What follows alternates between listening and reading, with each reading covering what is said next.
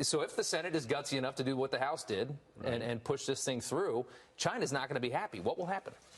Well, look, Americans don't like to be pushed around. Yeah. They don't like these threats of retaliation and ultimatums from China. We've seen it time and again, whether China threatens to retaliate against farmers. Everybody thought, oh, the farmers are going to break with Trump. Never happened. Yeah. And now we see with the NBA, right?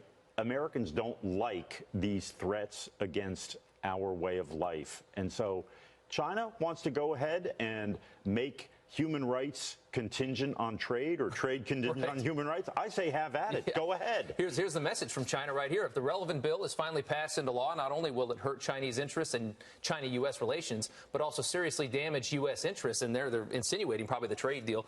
Is this trade deal, I mean, how realistic is it to think that China is actually going to change the way that they do business with the forced technology transfer? Basically, if you want to come into their country and make money, you have to play by their ridiculous rules. That's right. Do you really think they're going to change?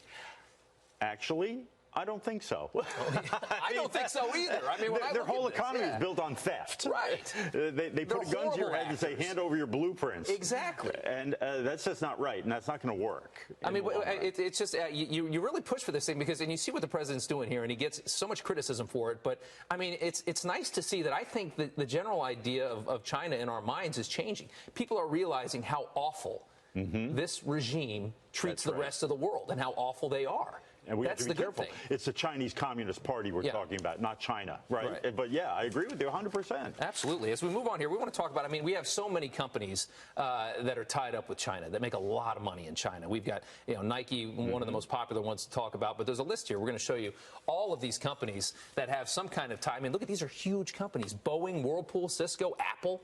I mean, pulling away, if it comes to the point where we need to really just isolate this country. Right. And we need to stop dealing with them because of this type of activity that we see. How hard is that going to be for us? I mean, that's going to be very, very difficult for this country to do.